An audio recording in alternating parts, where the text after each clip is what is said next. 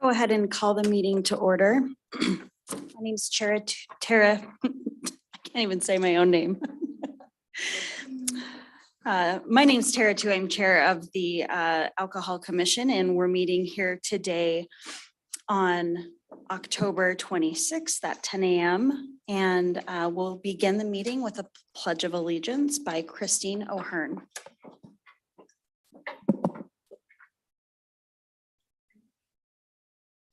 I pledge allegiance to the flag of the United States of America and to the republic for which it stands, one nation, under God, indivisible, with liberty and justice for all. Thank you. We'll begin with announcements on the agenda today.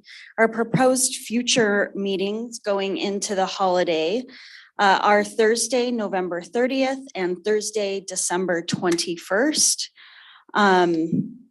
We have also holiday closures at our state liquor stores and administrative office and warehouse. This will be Friday, November 10th and Saturday, November 11th in honor of Veterans Day, as well as Thursday, November 23rd, which is Thanksgiving days. For public comment for this meeting, if you would like to comment, please sign up on the form in the back of the room. If you're participating virtually, please email your name, city, topic, affiliation to hotline@utah.gov. Comments will be addressed at the end of the meeting today. Now we will go to Sean for our financial update.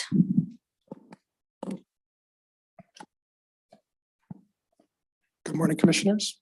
Thank you for allowing me to present the September DABS income statement financials. For the month of September, which for our fiscal calendar 4 weeks was September 3rd through the 30th, we had $40.9 million in retail revenues, and 54.92% of that was our cost of goods sold, leaving over 18 million gross profit. From that, other expenses, some other small revenue. We have left over at the end of the month $13 million. And of that, 4.7 million goes to school lunch and public safety transfers to help fund those programs, for a final net profit to transfer to the state in the form of a liquor profit transfer of $8.3 million. What happened in comparison to prior years is that we had last year a 5-week month for the September fiscal month.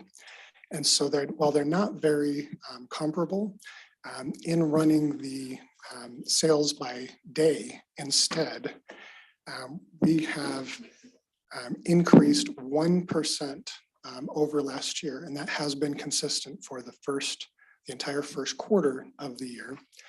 And what that means is total revenues year to date of 136 million, and net profit for transfer for the year so far of 21.2 million. Do I have any questions? Looks like there are no questions. Thank you, Sean. And I appreciate the breaking out by day instead of month, because I was at first just looking at the data concerned about that big delta between last fiscal year and this fiscal year. So thank you for addressing that. Next, we'll go to Doug for our Parents Empowered update. Thank you, Chair. Good morning, Commissioners. I've got a few slides that I'd like to throw up there. Could we get the, there we go. Thanks, Steve. So last month, we got a sneak peek at our Student Health and Risk Prevention Survey, or SHARP report for short. And this next slide I want to share again with you. It's a little bit of a review, but it shows the Utah's youth alcohol use use trends. That's a tough one for me, sorry. But the three measures here, the three lines that you see are lifetime use. The orange line is past 30-day use, and then the bottom line is binge drinking. And as you can see, lifetime use is at 11.2%. 30-day use is 3.4%, and binge drinking is 2.1%. And then calculated over a period of time, if we can go back one, sorry, thanks, Steve. The percent reduction for lifetime use is 60%. 30-day use is 71%, and binge drinking is down 72% since 2005. Thank you. Okay.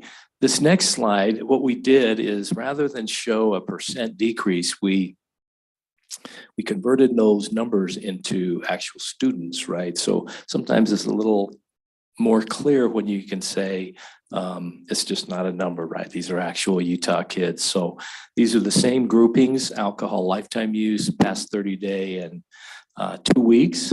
And the yellow indicates the rates as of 2005, and then the blue line indicates the number of fewer drinkers based upon those 2005 rates and the percent that we've reduced them. So, for example, 65,271 fewer drinkers in Utah that will ever try alcohol. 32,790 fewer past 30-day use, and that's considered a regular drinker.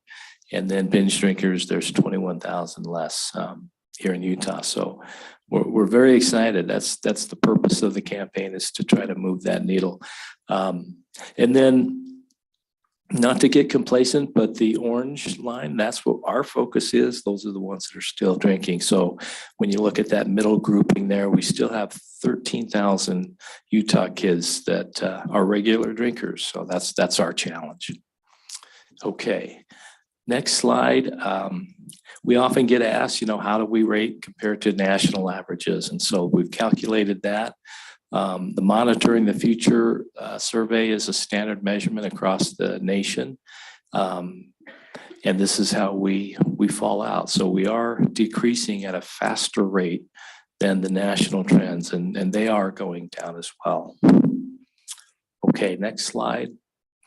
This, just to show you, the graph vertical shows the percent of students that are using.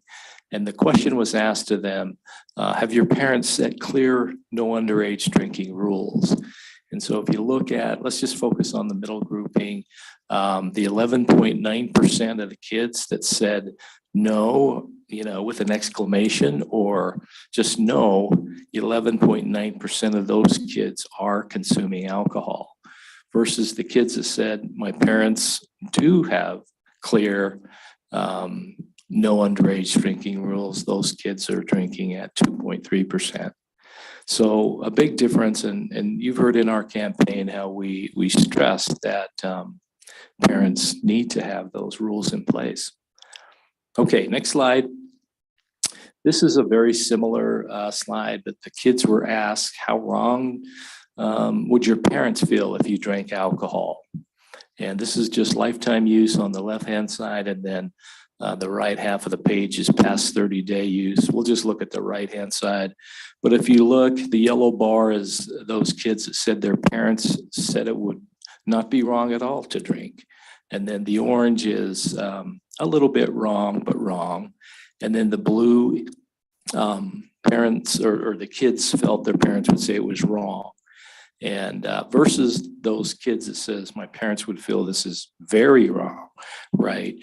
And so, I think the interesting point for us, first of all, we want to make sure parents understand that it should be a very wrong, because if you look at that blue bar, even if they tell their kids, this is wrong, underage drinking, you can see there's quite a large jump from very strong disapproval to just wrong. So hence that's part of our campaign messaging is that message is you have to be complete, strong messaging, not going to help you.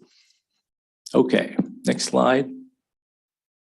This is just a heat map Tiffany asked that we put together that just highlights where we've done some community partnership projects. We've talked about those in prior meetings, but it just goes to show you where our attempt is to reach the entire state and have these projects. The example, and there's many, but we just selected this one. This is a mural that was done by Lynn Mitchell. She's the prevention coordinator down in San Juan County. But it was a paint by numbers mural that is in their White Mesa Education Center. And just a fun depiction of, this scene. Just wanted to point out that we really work in conjunction with the folks down there in the south and the southeast corner of the state. And all of this is approved by them, and they even guide us on colors, the positioning of the two people, even the mountain range in the background was from their input. So we sent our creative team down there to visit with their community down there. And so they've come up with some really, we feel like it's culturally sensitive and something that they really want to see rather than us telling them this is important for you to do, right? So yeah, we're very pleased with the community partnerships.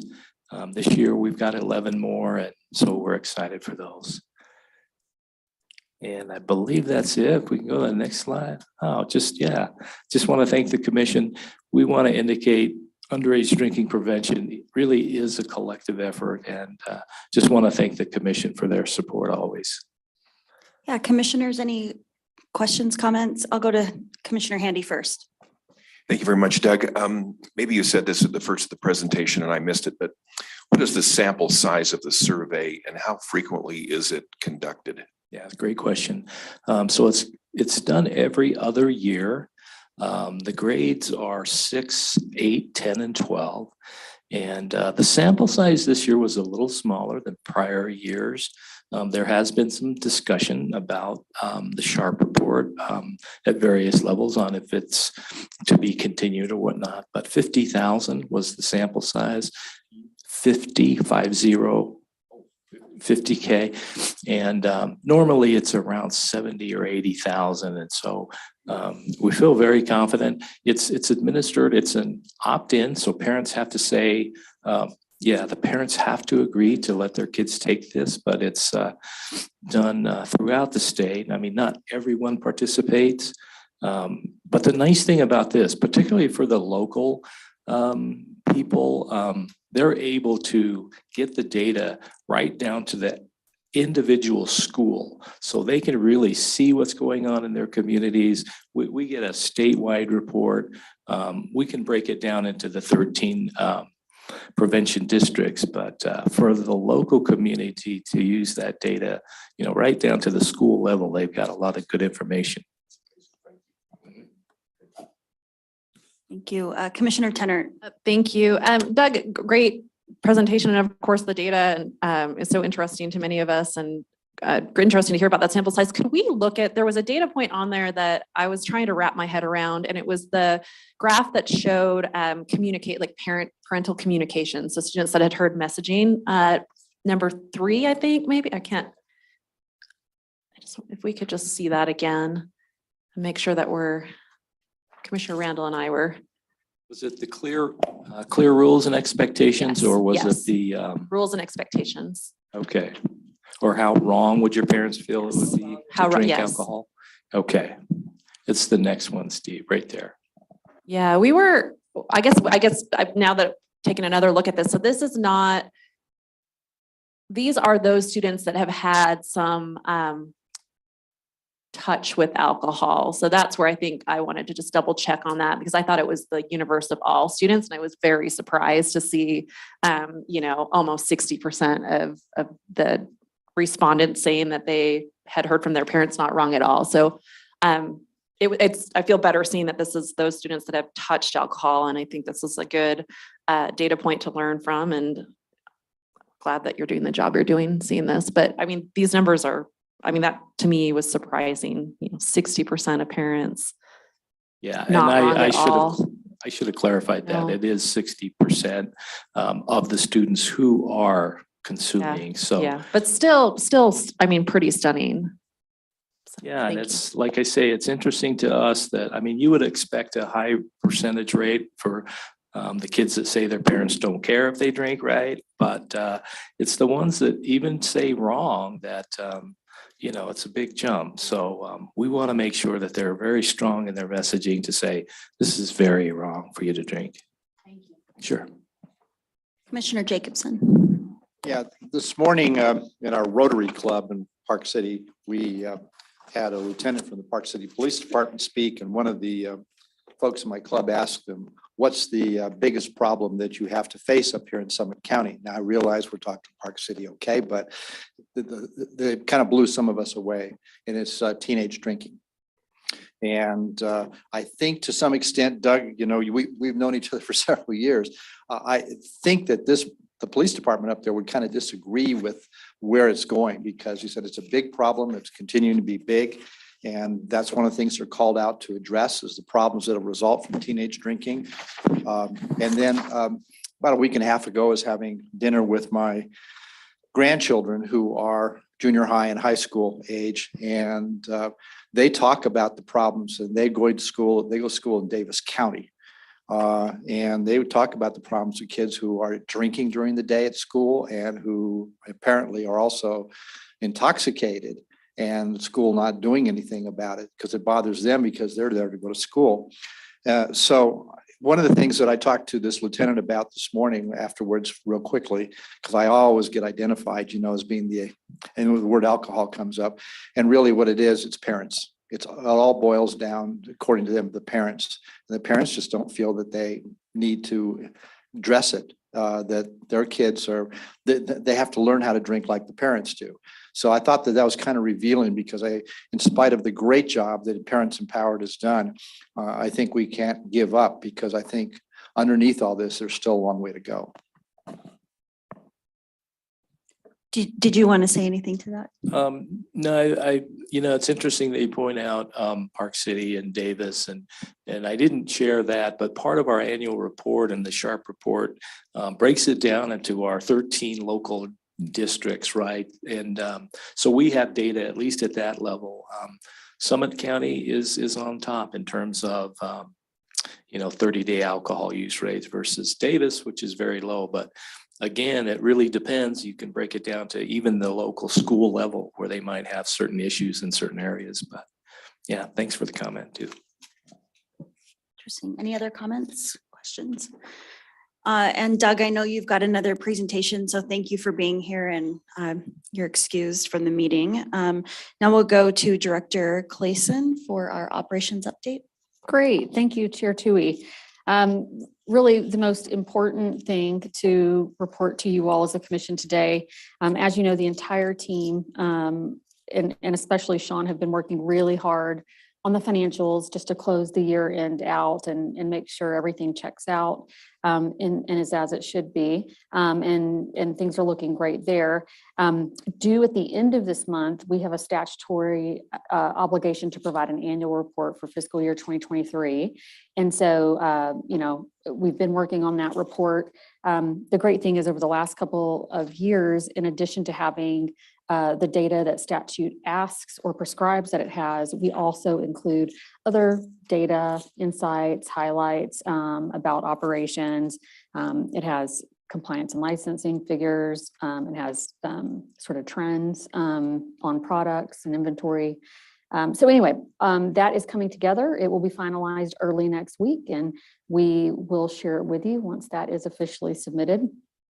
Also, this is a really great opportunity to let you know that the Compliance and Licensing Division just completed its first renewal cycle with the new online licensing and compliance platform that they have. I am really proud of Jeremy, who has been the project leader and ambassador on this, Erica, and we have a lot of staff, most of the staff that's not here today, but especially the staff and the program managers that are here today that have been working really hard. They've done multiple call campaigns, personally calling, emailing licensees to make sure that there was an understanding of how the system, might be different, what was needed to be done. And then obviously once applications were submitted on this new system, trying to work through issues that might arise. And so in addition to thanking our staff, I also want to thank all of the businesses we support that use this system, because they were extremely patient. They were flexible with using a new system.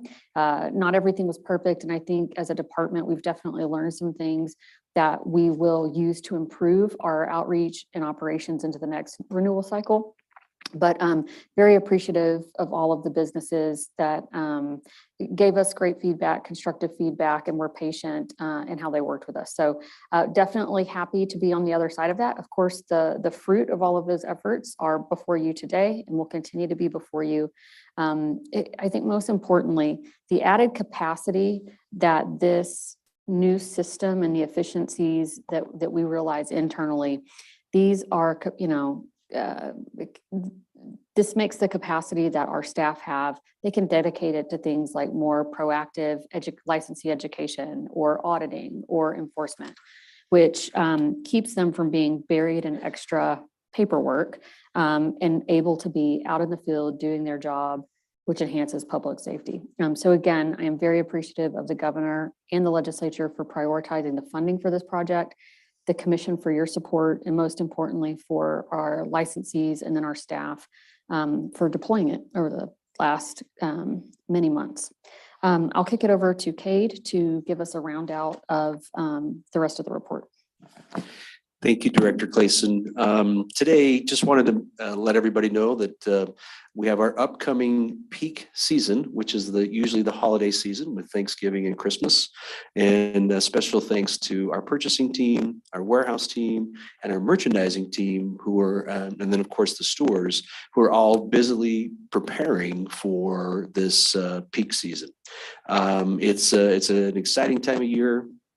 Earlier this week, I had an opportunity to walk through the warehouse, and I saw the eggnog and other seasonal items that are coming in, being prepared for this season. So just wanted to pass along that information, and then also just a friendly reminder that this is an opportunity to shop early, to get out there and avoid those long lines, and be able to enjoy your time as you go through the holiday season. So with that, that'll conclude our report, and we'll turn it back over to Director Tui.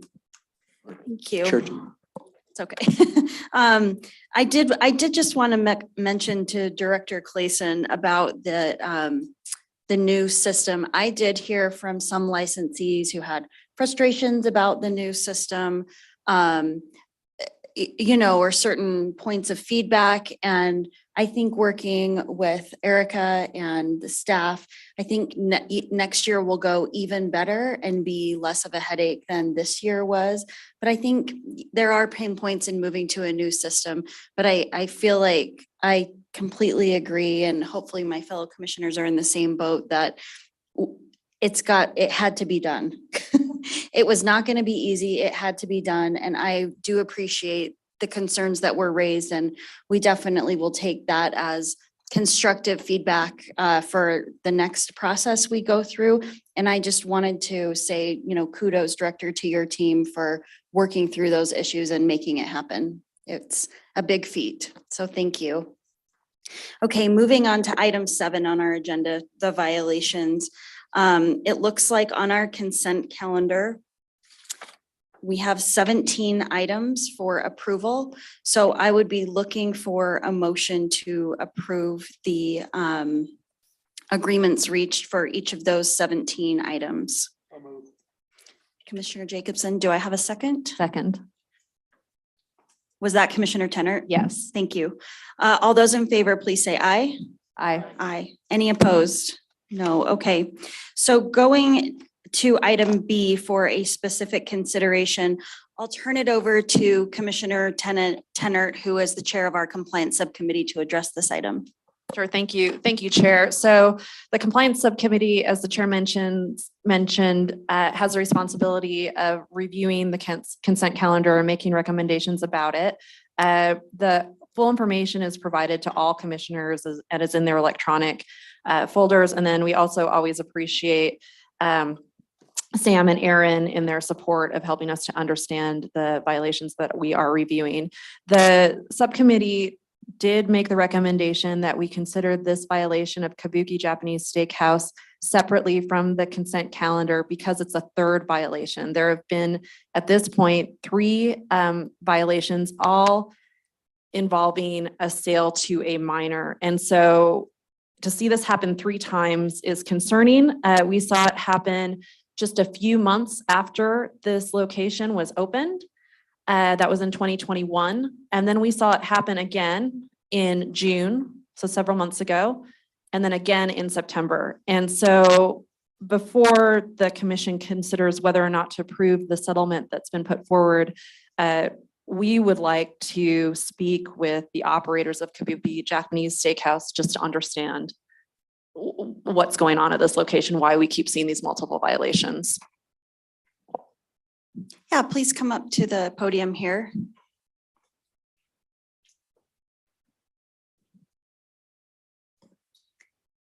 Hi, thanks for being here. Please state your name.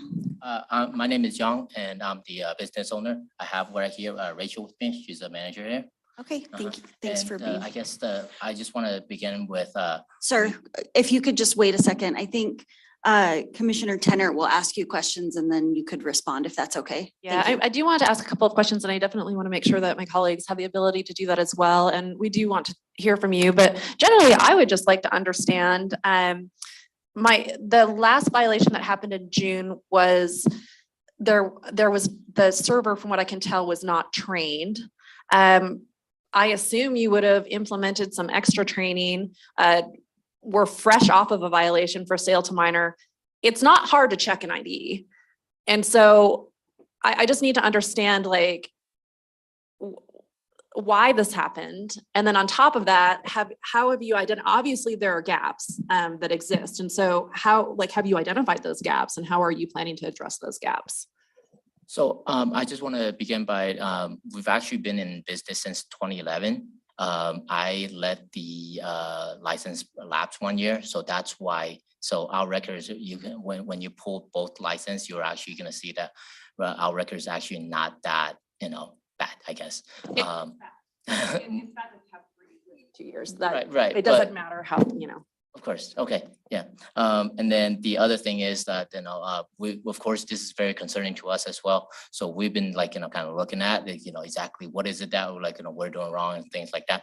So the main thing I kind of found, the thing that I was that there's like a certain level, I feel like, of apathy, kind of feel like the best way I kind of say is if it felt like, is like kind of like car accidents, like it happens all the time. It happens out there every day, but to the actual employees that's actually serving the alcohol, they kind of feel like it happens, but I don't feel like it's going to happen to me, so to speak. And I think that is the main point of attack that we've been trying to go and know that this can happen. Treat every single interaction as like, if it is a minor, fake ID, any of those instances. And that's, I think, what we've been trying to make sure we do. And in both instances that this happened, I feel like that was the main reason. That apathy about, and I understand, I want to be careful about this commission getting like a little bit less lackadaisical about these violations. I empathize with the fact that, you're an owner, you're a manager. At the end of the day, you have to trust your employee. And I just want you to know that I empathize with that. But when you talk about this apathy and it, you kind of think maybe it can't happen to me, is that it's a cub in there investigating you, or is it that it's someone who is actually 21 or under 21 trying to pass for 21? Do you see what I'm saying? I'm trying to make sure that, because it feels to me it's like you're just getting caught, right? Because 3 times it feels like this is happening a lot. Can you talk a little bit more to? No, I completely agree. It is way too much. So that's what I'm saying. Like there, I'm not sure if I'm explaining this well, but I guess like at the end of the day, what we're trying to do is not just merely trying to pass, so to speak. And that's why I'm saying like, treat every interaction as if it is a fake ID, or if it's a minor and things like that, and not just, oh, is this a CUB program? Is this one of those? So I think, you know, like I do want to make that distinction. Yes, Commissioner Warden. I am not sure, I don't remember specifically, but did you not need to submit a RASP for your prior? Did you not need to like show us as a commission that you were making changes to the way you operated? And are you not following the RASP that you submitted the 2 previous times? And do you have changes that you plan to make? I'm just trying to figure out, it seems like whatever changes you made previously aren't working. Clearly that wasn't the answer. So what specific changes are you making now to make sure that you don't have another violation? Because another violation, you lose your license. Yes, of course, I understand, like, the seriousness of it. I mean, that's why we're here and everything.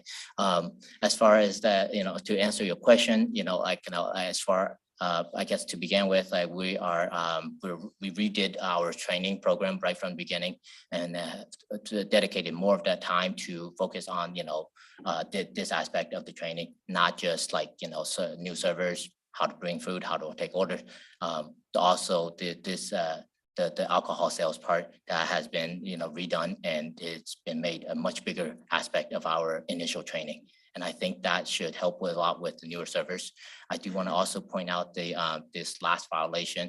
It is a server that was on their way out kind of thing. They don't have much time left. So again, that kind of ties back with like the thing where, like kind of not my problem anymore kind of thing. So and on our end, I do want to say, I feel like, we're doing much more effort on, making sure, we don't serve to our minors and then checking for IDs, all that stuff. So as far as training goes, I think that is the biggest problem. That is the biggest, like, things we are, currently working on going on forward.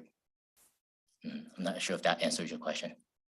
Well, I'm just not clear on how that would have been different from what you would have said you were going to do previously. I'm just wondering, if there are any changes that you are making this time that are something different that you're going to try this time that, because clearly what happened or what you planned previously didn't work, but.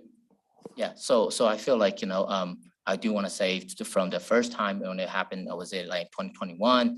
I don't think there was too much of a change, anything, because the years prior to that, I don't remember when was the last time we even had a violation. We've had like many of those little, I guess, CUB program coming in, and successfully passed all of them. And then the 2 that happened this year, I took that much more seriously, the one that happened in May/June, and those were when all the changes that we've implemented. And I do want to say, like, the server that had this most recent violation, she was here for the training here and everything. So I'm not trying to pass the blame to other people, but as operators, managers, there's only so much we can do. At the end of the day, again, it does fall onto each individual servers. If they're on their way out already last couple of days, there's, I guess, should I next time just fire them earlier? Potentially, do you have a manager on site for every shift? And so, either, potentially, right, there's some oversight in those folks that are on their way out. Yeah, and we have seen that with other employees. Can you step up to Yeah, the mic? sorry. So we've seen that with other employees. I've gotten calls on my days off asking about IDs. I've turned down a couple of fake IDs that we've had outside of the CUB program. We've had IDs from Idaho that we've turned down. So we're actively doing stuff outside of the program. I think with this one instance that happened most recently, like Yang said, our server just didn't care. And so we're trying to take steps to make it seem more real to them and understand that they will face a violation as well. Like, it's not just us, the restaurant, that's facing a problem. So when when I'm training people, I'm taking time explaining everything, all the differences about the alcohol, and explaining that if they don't follow this, then they will face a fine, and we also will, and explain the seriousness of the situation as well. Okay, thank you. Commissioner Jacobson? So what you're telling us is that this was all the server's fault, is that right? No, of course not. Okay. Did the manager, you said this person was on the way out. Does that mean that they had other issues that your manager was having to deal with? More like she's not gonna be a server here anymore. Well, you've had these other violations. And what I heard you say, and I wrote it down, it's not that bad, was one of the things you said. And it's like car accidents, it can happen. And we have a lot of licensees in this state that have never had a violation. And it doesn't happen to them. And SBI visits them and they get a clean bill of health every time.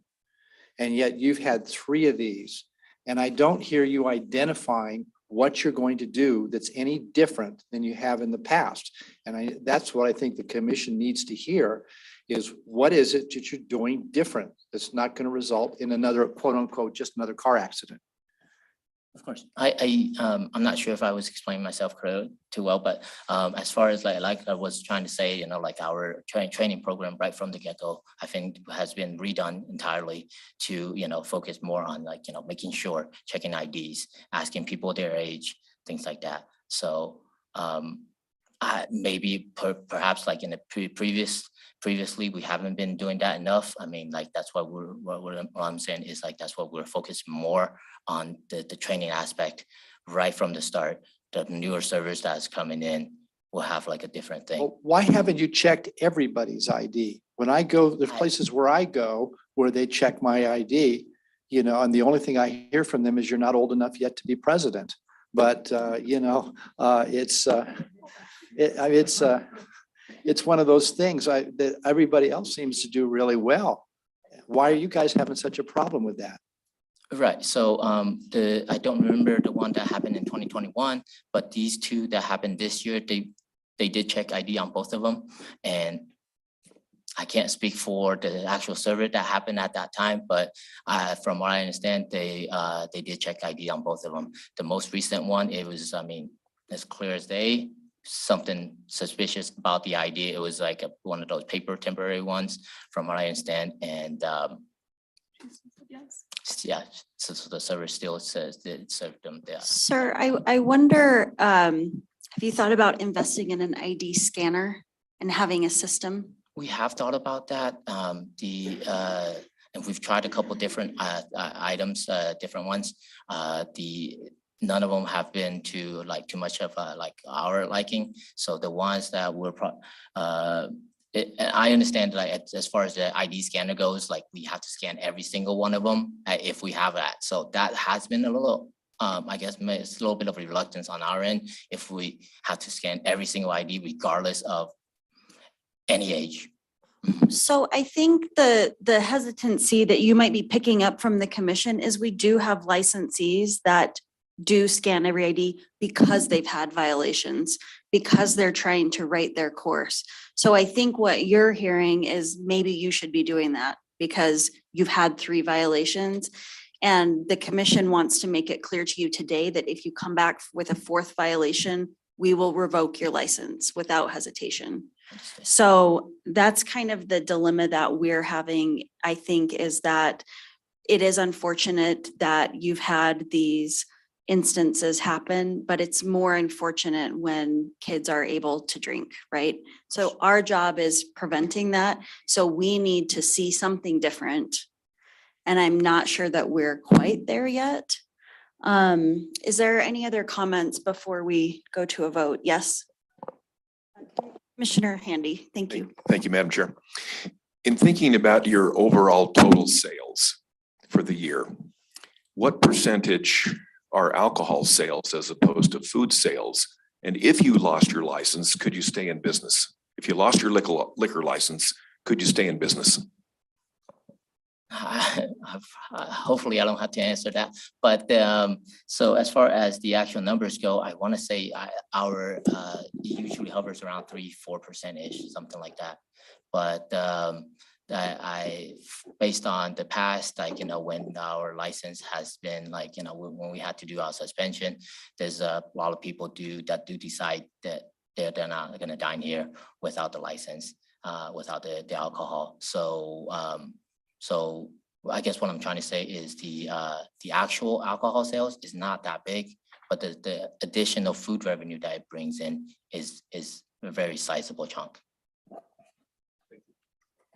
Commissioner Tenner. Chair, and I'll just make my statement and then I know my colleague has a statement. I would say, so, you know, the subcommittee reviews this in detail.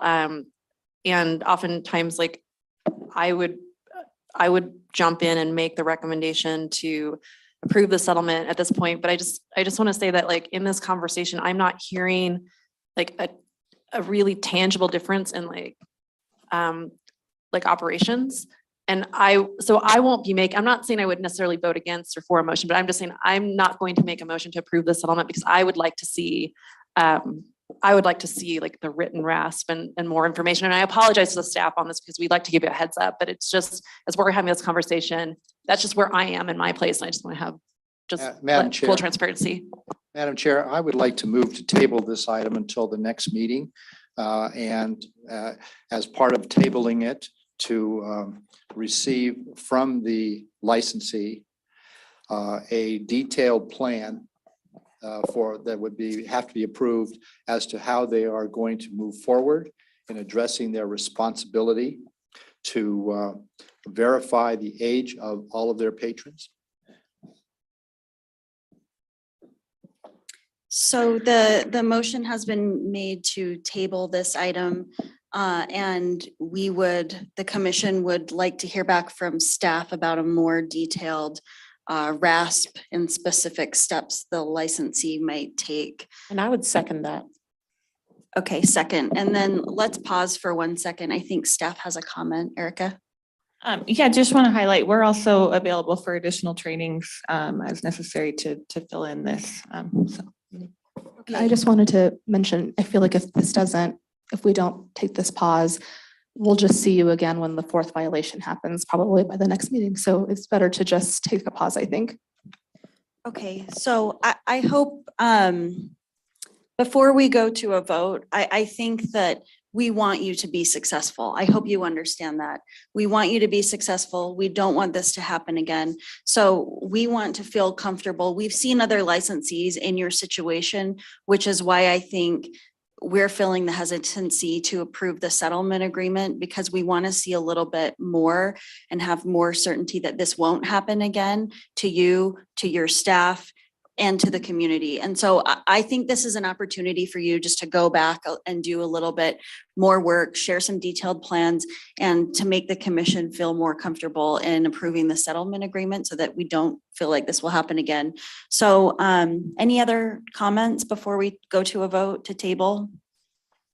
Okay, all those in favor of tabling Kabuki's settlement agreement, please say aye.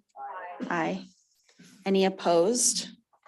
Okay, thank you for being here and we will see you next month and get this moving. Thank you. Okay, moving on to item eight, excuse me, we'd like to offer some recognitions for licensees who have passed the SBI Cub inspection program. And Director Clayson, I'll turn that over to you.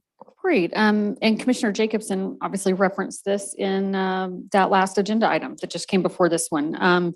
We have great operators out there that sort of runs the gamut of license types. Again, restaurants, full service, we've got manufacturers, we've got airport lounges. In fact, we have several folks, right, that were visited at the airport that passed their inspection. So for the month of September, there were 84 in total.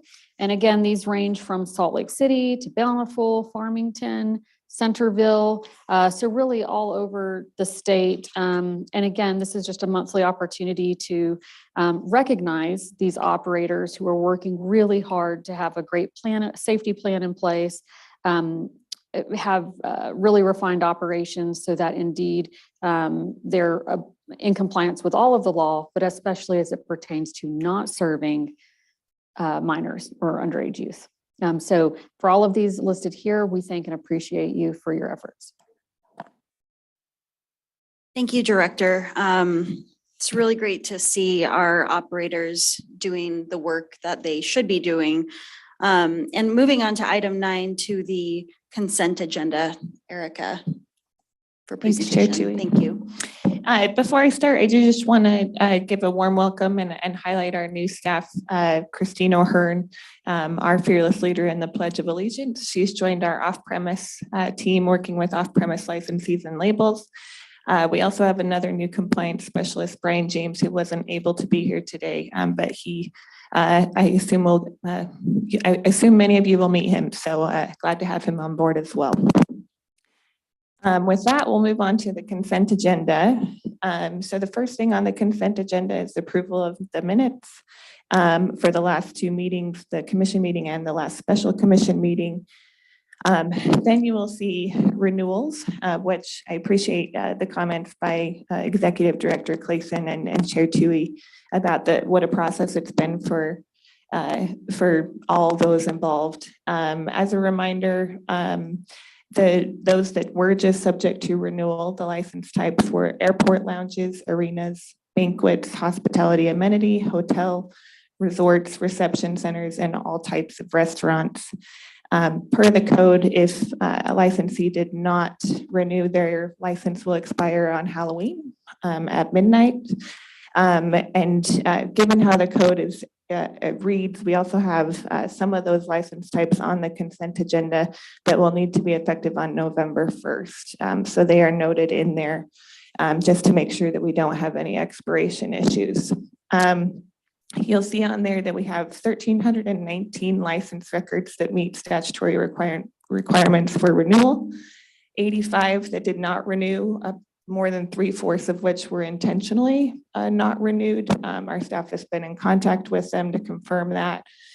This happens every year. I think historically we haven't listed the exact numbers, but now they're here for everybody to see. So there will be some that come back that aren't used, and it's very normal. The department's not recommending non-renewal for any of those 1,319 licenses. You have a list, and the commission has had the ability to review all of that, and they are ready for renewal. In addition to that, on the consent agenda, you also have off-premise beer retailers, manufacturing, package agency, hotel, limited service restaurant, reception centers, on-premise banquets, on-premise beer recs, and restaurant beer licensees. One highlight I do want to make is during our last commission meeting, we spoke with applicant Noir Event Center and discussed a seasonal reception center license at the time that would have begun on November 1st. Since that time, we had a surrender of a reception license. A full reception license has come into play. And so ultimately they're on the consent agenda to allow for the full to be issued rather than the seasonal. And then, as you know, we've got full service restaurants and bar establishment licenses separately on the agenda for discussion, so they're not part of the consent agenda, and we'll handle those elsewhere. So with that, I think, unless there's questions, which I can answer, looking for a motion, and remember that little piece about some of them needing to be effective on November 1st.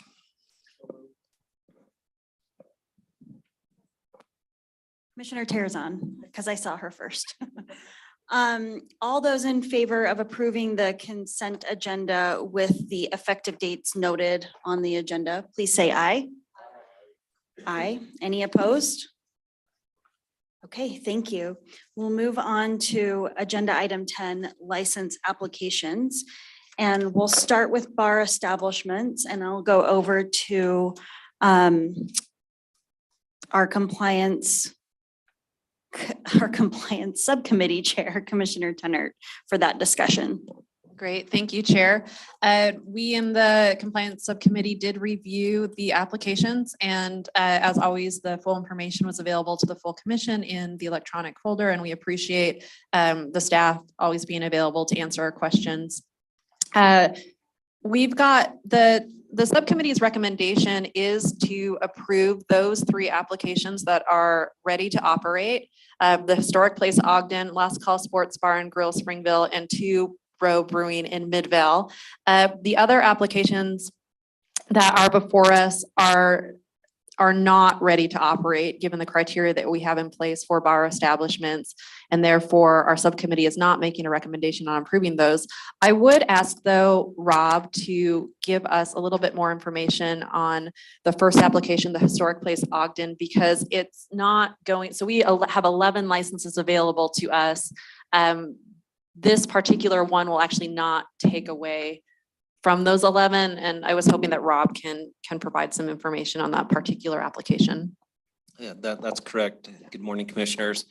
There's currently a bar license at this location. This is a scenario where the person that owned the license had passed away and the bar is being passed to her son. And so it just worked out better to do a new application instead of a change of ownership.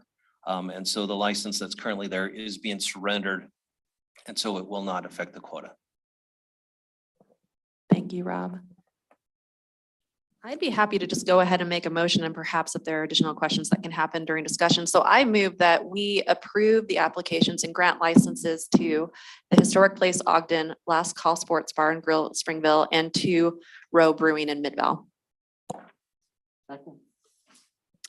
It's been moved and seconded to approve these 3 bar applications.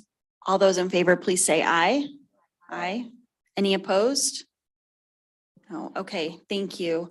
And we look forward to hearing from other applicants as they work with staff and get ready to open at the next commission meeting. So we'll move on to full service restaurant licenses. As a side note, these licenses will be effective as of November. And before I go to Vice Chair Randall for that discussion, just wanted to note that we currently have 34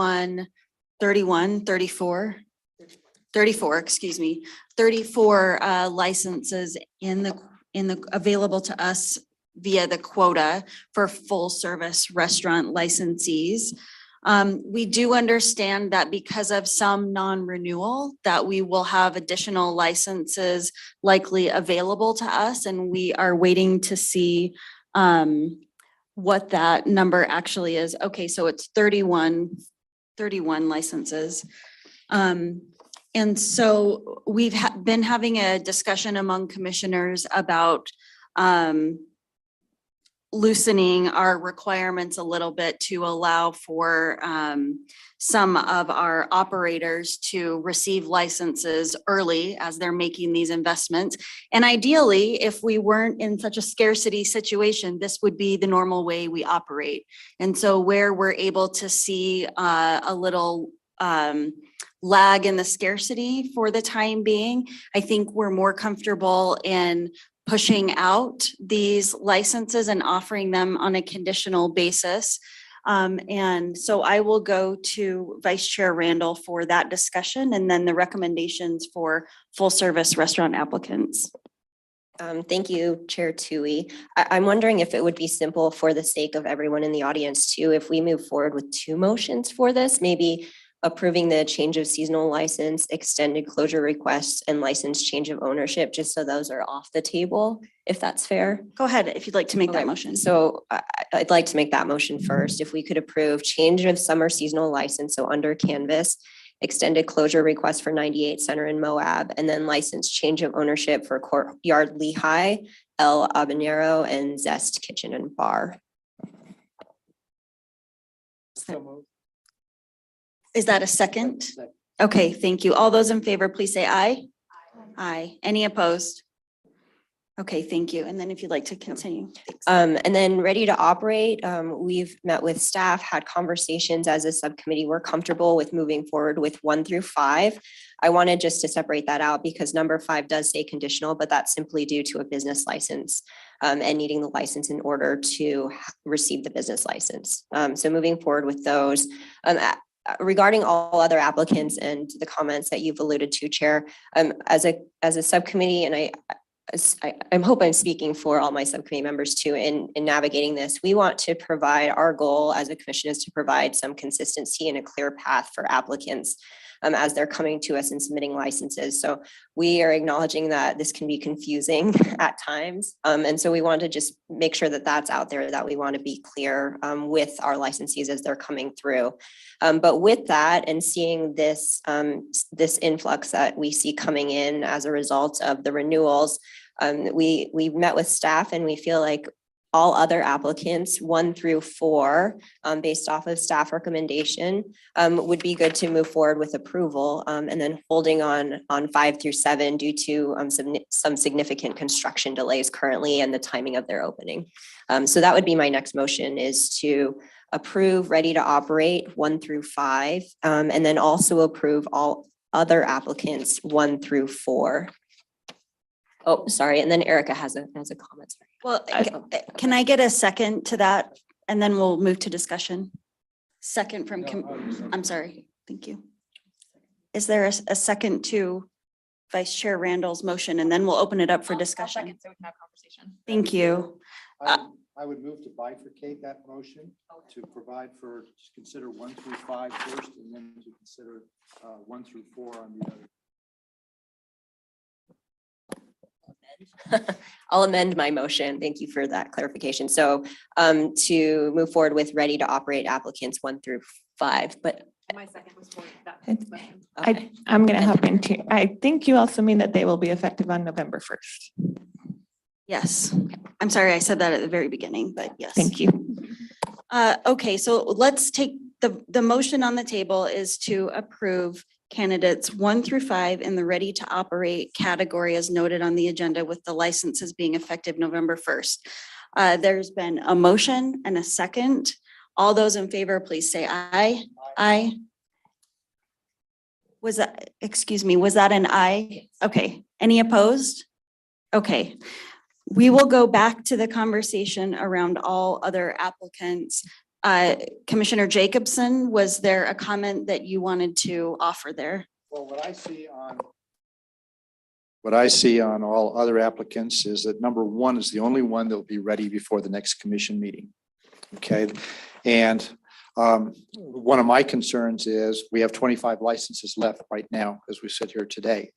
And we got 6 this month. If you look at it, this will quickly put us back down at that position. I think our ready to operate rule is a good rule that we need to follow as precedent. You know, we do understand that some people would like to open in between commission meetings, and we've made some accommodations when absolutely necessary, but these are restaurants. And restaurants have to have 70% of their income from food. So it's not quite like a bar where the bar cannot do business during this period. And especially with a new operation has to get up and running. So the harm, if you will, of not giving them this license and hoping that they're going to be open and violating our ready to operate rule is the fact that we will end up in a couple of months from now going back to ready to operate. And the harm to these licensees is not the same as to a bar licensee. So to that extent, I think it's important we stay with our rule because we've had problems in the past, and we know of one that came up in subcommittee meeting even this month that said they were going to be open and didn't open. We've had that happen to us several times. So to that extent, I think that we should stay with our policy. And so to that extent, yeah. Anyway, that's the way I see this. Okay, is there more discussion? Commissioner Orton? Yeah. Sorry, I turned it off. We were extending our operations subcommittee discussion just to figure out, so we will have, is it 65? We don't know what the total. number is. Right. Yeah. But that does feel a little bit more comfortable to those of us on the operations subcommittee than 30 or 31 or 26. And so we are willing to dip our toes in moving forward. Down here, we were discussing going ahead with number 1, 2, 3, and 4 with Bartolo's opening on December 5th and see how that goes. I'm not comfortable going past that. I'm not comfortable with December 15th. Finishing dates become very hazy, but I think we can dip our toes on the ready to open and extend it down, or I'm comfortable anyway, extending down through December 5th, which would be number 4, Bartolo's. Any other discussion? I'll make a motion based off of that. I'll make the motion then to approve 1, 2, 3, and 4 underneath And I would all other second that. applicants. Okay, so there's been a motion and a second. Any discussion to that motion? Why can't we wait? I don't understand why we wouldn't even wait till the next commission meeting to deal with 2, 3, and 4. Why do we need to do this now? So can we remind us what the next commission meeting date is? I should have that off. It's, No, but it's November 30th. thank you.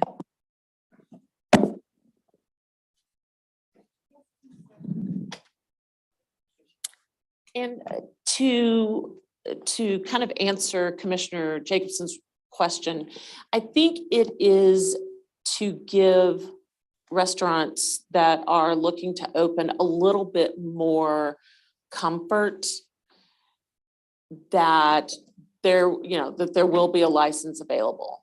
Because we do have a lot of, we have a lot of national corporations who are looking to move in, but they are concerned about not having a license available once they are ready to open. And so I think it's just trying to readapt to not being in a space of such scarcity. In my mind, 65 licenses isn't scarcity. We still are in a place of scarcity for bar establishments, but not necessarily with full restaurant. Is there any other discussion before we go to a motion?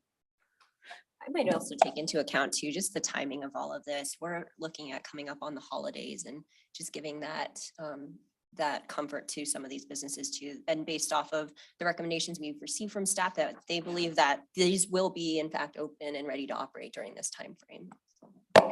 Then I would just offer my own personal comments that I think that my sense is that as a commission, we do everything we can to accommodate business. We are trying to come from a place of yes. And where we've had this situation of scarcity, where we were almost out of full service restaurant licenses, I was not comfortable giving businesses that certainty of offering a conditional license because there's nothing the commission can do to rescind the conditional license once it's awarded. So that means that if we were in a place of scarcity and we awarded a conditional license, then someone could not open for a year, a whole year, and there's nothing the commission could do to grab back that license and give it to a business that was ready to open.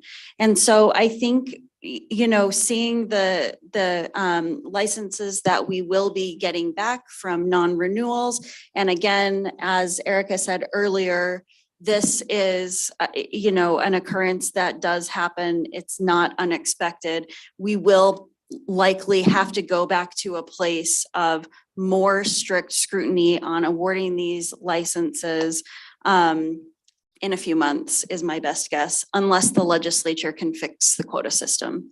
And so with that, I will be offering my support to the motion. And with that, I think we're ready to go to a vote. All those in favor of Vice Chair Randall's motion, please say aye. Aye. Any opposed? Yes, no, I'm opposed. Okay, one opposed. Thank you. With that, we will go to public comments. So I have a list of public comments. These look like they're all from bar licensees. If you would still like to speak, please come up to the microphone. Otherwise, We'll assume your issue was addressed. Okay, thank you. And then Vicky, are there any comments online? Okay, anybody that I've missed in the audience? Any comments from? Oh, we might have someone online. Yes, hello, this is Erin Stone. Can you hear me? Yes, Erin, please introduce yourself and who you're representing. Yes, hi, I'm Erin Stone. I am a liquor licensing here in Salt Lake. And I just have a general policy concern that I just wanted to raise to the commission for consideration, because I think it's been a common occurring issue that we've seen over time. And so I was just hoping to raise this for just further consideration and contemplation by the commission. Good morning, everyone. Thank you so much for your time. So the issue I wanted to request consideration of is the commission policy that was put into place in December 2016. At the time, the commission created a policy regarding consideration of new applicants and how violation history of a licensee would impact the consideration of such applicants. At that time, it was decided that an application with common ownership of more than 20 or more % of a licensee with a violation history would have to wait 3 months to apply after the final order on a serious or grave violation. I personally wasn't present at the time the commission policy was adopted, and I'm not sure of the reasoning or considerations that were in play, but it's my understanding that the policy was presented and adopted by the commission without any public input or comment. In requesting review of this policy, I wanted to just present the perspective and impact from a licensee and applicant point of view. Most applicants impacted by this policy are owners of multiple businesses in Utah, and these are often chains, whether they're national or local, and they're contributors to our state's economy and large employers. Often, each licensee of such owners are held separately in separately licensed companies, with separate management and separate employees at each location. In such scenarios, upstream ownership is not overseeing the day-to-day operations of each location, and each location has on-site managers and their own separate staff. So in such scenario, if a licensee is cited for a violation and that licensee and the offending employee go through an adjudication process with the AG. Oftentimes they work towards a resolution, which includes fines and or suspensions. For instance, for a first violation, often there's no suspension and at most a 5-day suspension. At that time, from the licensee perspective, the matter is resolved. In the meantime, though, the upstream ownership of that licensee have been working on opening up additional business locations. When they go to submit the application, they are met with the policy that they need to wait 3 months before applying.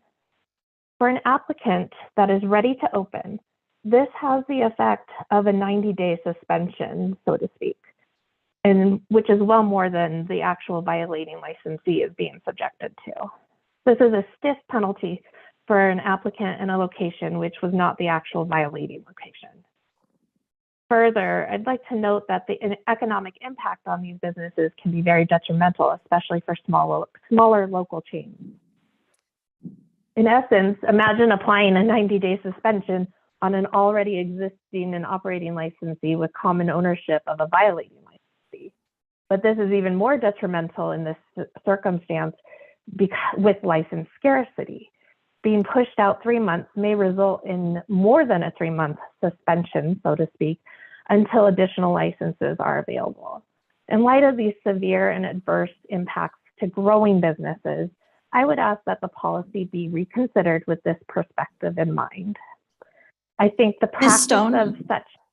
Oh, It's been over 3 minutes. I should have mentioned this, limit our comments to 2 minutes. Is there anything you want to say just to wrap up? I just want to say thank you to the commission for your consideration of this. And I believe there are probably other practitioners in attendance I know Tanner Leonard's there and she's experienced this as well, and she may have an additional comment to add. Thank you. Thank you. Thank you for your comments. Any other additional public comment today? Okay, thank you very much. Any comments from commissioners? Okay, thank you. With that, I'd be looking for a motion to adjourn. So moved. Okay, all those in favor, please say aye. Aye, thanks. Bye.